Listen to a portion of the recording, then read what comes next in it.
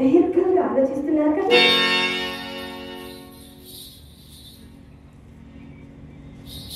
అవును, ఏమిటో నాకు తెలుసులే. ఏమిటి తెలుసు? ఆ పూసకు రసం కోసం ఎక్కడెక్కడో దేవులాడుతున్నామని నాకు తెలుసులే. సంగ నన్ను తెలుసుకోవడానికి నీకే కాదు, నిన్ను పుట్టించిన ఆ బ్రహ్మకైనా అర్థం కాదు తెలుసునా? ఏ అంత రహస్యమా? అక్షరాలా ఈ సభకు తెలియని రహస్యమా? ఏమిటి? నా రహస్యాలన్నీ నీకు తెలిసిపోయాయన్నమాట. స్వర్గం నుండి భూలోకానికి దిగమంట ఊర్వశివ లేక తిలోత్తమ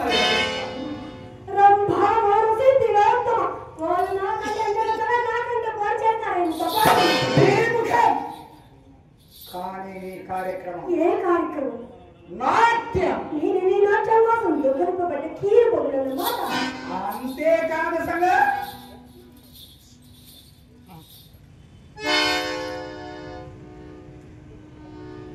ఆ కీలు బొమ్మకు రంగు కూడా అప్పుడే చాలా వరకు మాసిపోయింది.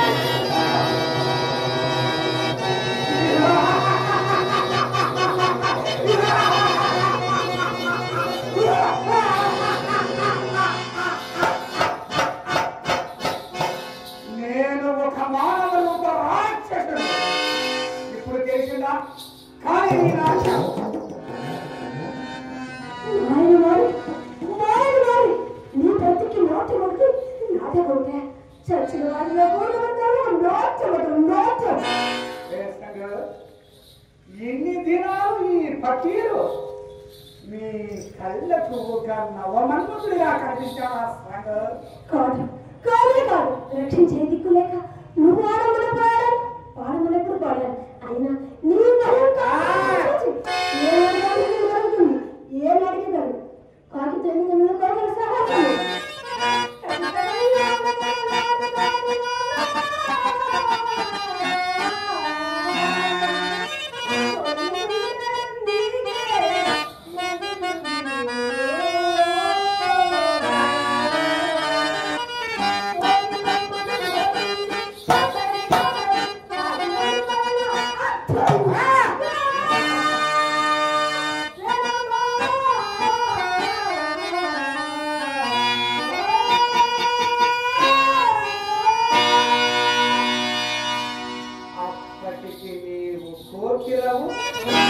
నేను కాకినన్నమాట. ఉన్నమాటే కదా. కైపెక్కిన నా పెదాలు గులాబీ లాంటి నీ బుగ్గల్ని ముద్దు పెట్టినప్పుడు కూడా నేను కాకిలానే కనిపించానా? అది ఈ వరకు తెలియదా? తెలిసి చేయగలిగి లేక తెలిసి చేయగలిగి లేక నా జీవితం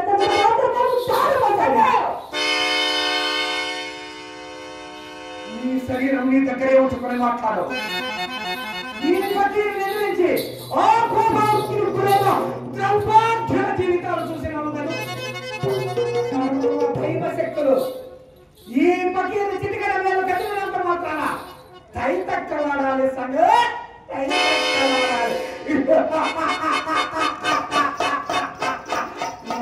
కడగంటి మంటల్లో ప్రపంచమంతా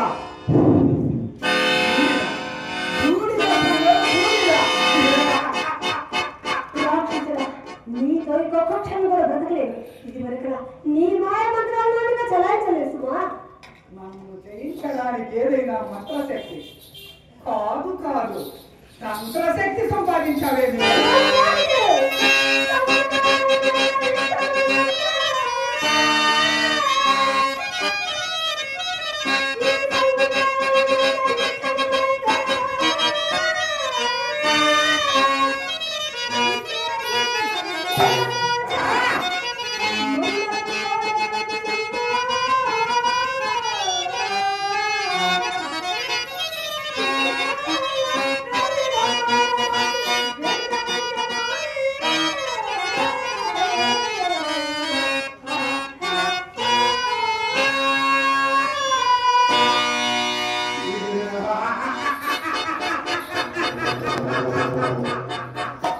నా బ్రతుకు మంగళం పాడగలిగిన దేవుడు ఇప్పటికి పుట్టలేదు, ఇక పుట్టబోడు కూడా. తొందరపడి పకీరు ఎదిరించబోతూ చెడిపోగలం సంగ చెడిపోగలం.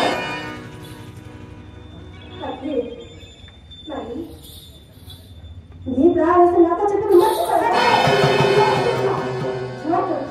ఏ నిమిషాల సందర్భంలో కాచులు చల్లగుతుందో ఆ నిమిషాల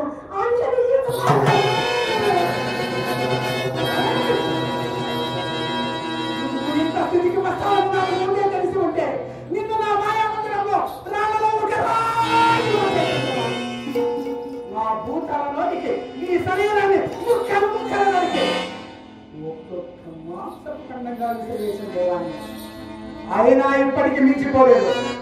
నా ప్రాణం అంత సులభంగా జరగదు, దానికి కొన్ని కోట్ల ప్రాణాలు పని కావాలి. ఎరుగుదవా? అవునా? అన్నీ బుద్ధి తెచ్చుకొని నీ రాక్షసత్వాన్ని విడిచి ఈ సంఘకు దాఖలు వెళ్ళిపో. జగన్మోహన్ అయిన ఈ సంఘం నీ చేతుల్లో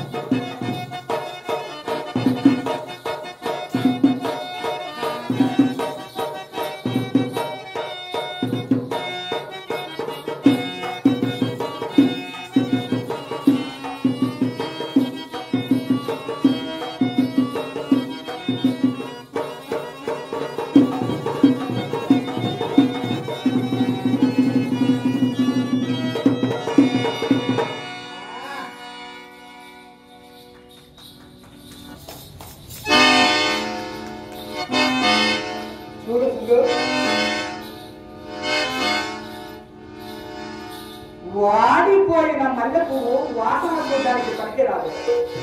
అది చెత్త కుప్పడానికి నీవు ఒకప్పుడు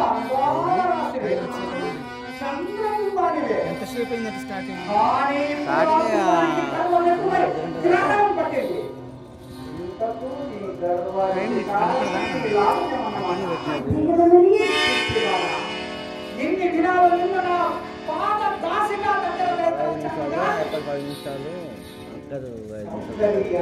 సంభవిస్తున్నాయి కాదు. నిజంగా కావాలనుకుంటే ఈ క్షణంలో లక్షల మంది అందాల చందమామలు ఈ పకీరు పాదాల దగ్గర హంసల్లా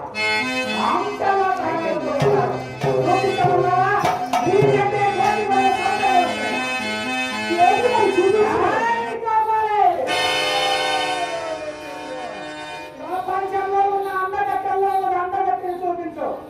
మన సింగు రంగుల సంగకు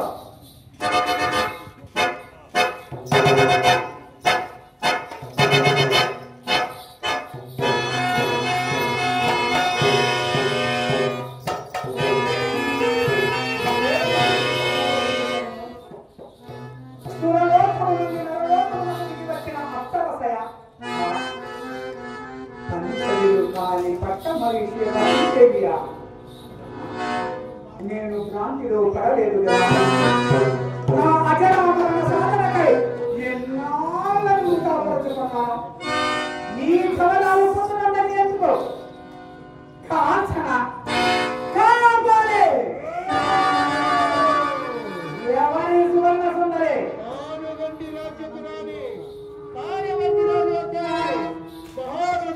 బాలనాగమ్మ పతివ్రత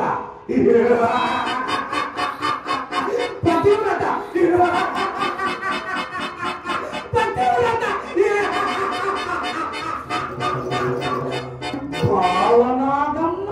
మహాపతివ్రత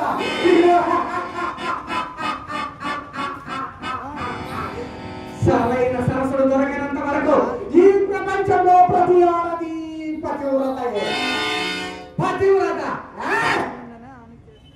ఈ పదం మన నిఘంటువులోనే లేదు. అసలు చూసావా, నీకంటే అందగత్తే నీకంటే కులాడి ఎగలిగిరవిగిరవు కదా. దాని పాద ధూళి రేణుకైనా సరిపోగలవా చెప్పు. ఈ పకీరు పట్టుబడితే ఇప్పుడే ఈ క్షణంలో ఆ నాగులు తెచ్చి కళ్ళ ముందు నిలబెట్టగలడు. ఏ తెమ్మన్నావా? ఏ తెస్తావా? తీసుకొని వస్తావా? చూస్తావా? ఏది మరి కైపగలదు మహాపతివ్రత. ఆమెను సమీపించడానికి నీ వల్ల కాదు. కార్యవతి రాజబాబురాయి కవి నీ తలకాయ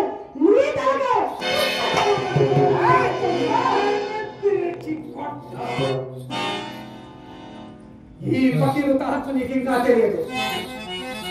ప్రపంచంలోని సూర్యులందరూ ఒక్కసారిగా నీళ్ళ తత్వం విసిరిన లోకంలోని నేటి నీళ్ళ కండులో నాపై అమ్ముల వర్షం కురిపించిన ఈ పకీరు శరీరం మీద చర్మం కూడా కందిపోదు.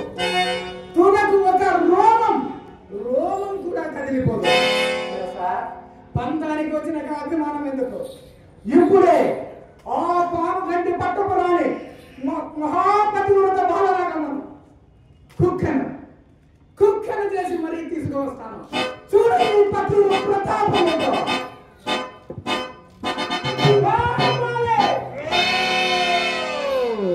మన మాయా సైన్యం వచ్చిందా? గండికోట యుద్ధం ఇంకా సాగేటట్టుంది. కారణం అడుగంటి రాజులు గండికోట రాజులకు సహాయం వెళ్ళారట. సరే, ఇది సరైన సమయం. సంగం విన్నావు కదా, పాము గంటి రాజులు పట్టం విడిసి పరదేశం వెళ్ళారట. సమయం సందర్భం అన్నీ కలిసి వచ్చాయి.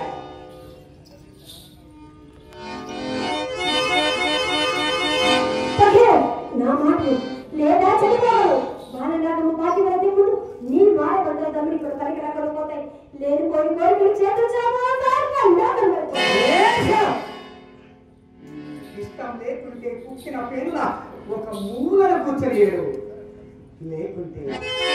లేకుంటే నా ప్రేయసి నాకు దాసిగా ఉడిగం చేయి. ఆడవాళ్ళని తరబట్టుతో గొప్ప చేస్తావా? నిజంగా నువ్వు నన్ను ప్రేమిస్తావు.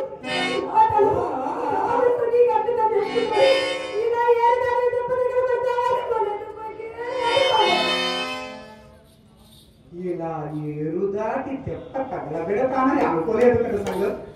అది సరే కానీ సంగు, ముందు నా మాటకు బదులు చెప్పు.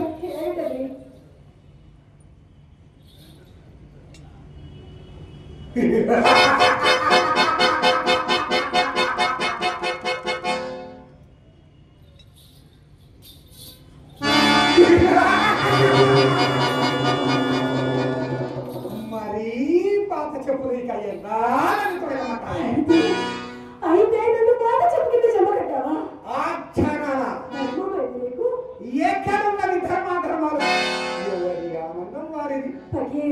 నీ ఆనందం కోసం నాకు ద్రోహం చేస్తావా? నీకోసం నా ఆనందాన్ని భగ్నం చేసుకోమంటావా? ఆనందం అనుభవించడానికి న్యాయం లేదా? నేను వేదాంతంలోకి దిగి వెంకటేశ్వరుని కొండ మీద బుర్ర కలిగించుకున్న సన్యాసిని కాదు. ఇప్పటికి నీలాంటి జీవులు ఎందరో, అందులో నువ్వు గతివి, ఇంకా ఎందరు కానున్నారా సంగ? చెప్పాను. ఆ మహాపతుని కోరి నీ రథం మీద చెత్త వేసుకుంటున్నావు. కొన్ని తోటలు కప్పుకుంటున్నావు. ఓకే, నా మాట లేదు. నా దృష్టిలో పడకపూర్వం నీవు ఒక మహాపతువ్రతమే కదా సంగ. కామంతకాలంలో నీకు కంటి కనిపించకుండా పోతున్నాయి. ఆడదాన్ని మేము చెల్లెలే కాబట్టి నన్ను మూడుగా మారిపోతావు.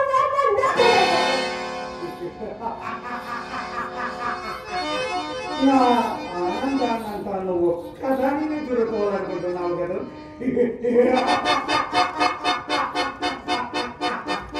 ఆర్యసూర్యుడు మృత్యువుకు ఎప్పుడూ భయపడలే. ద్వాపర యుగంలో శ్రీకృష్ణ పరమాత్ముడు ఏం చేశాడు? పెట్టిన ఇంతకాలం పెట్టకుండా ఇల్లు తిరిగి 16,000 గోపికలకు స్వర్గం చూపించాడు. నమ్ముతావా? అది ద్వాపర యుగం. ఇది కలియుగం. యుగాలన్నింటిలో ప్రశస్తమైనది ఈ కలియుగం. అలాంటి కలియుగంలో పుట్టాను. సర్వ దైవ శక్తులకు అధిపతినైనాను. అలాంటి నీ బోటి సీతకు 1600 మందినైనా పొందకుండా ఉంటే ఈ గడ్డానికి విలువేముంది? ఈ కలియుగానికి అర్థమేముందే? నా మాట నేను కనికరించి నా హృదయంలో చోటిస్తాను. రా, అనుభవించు.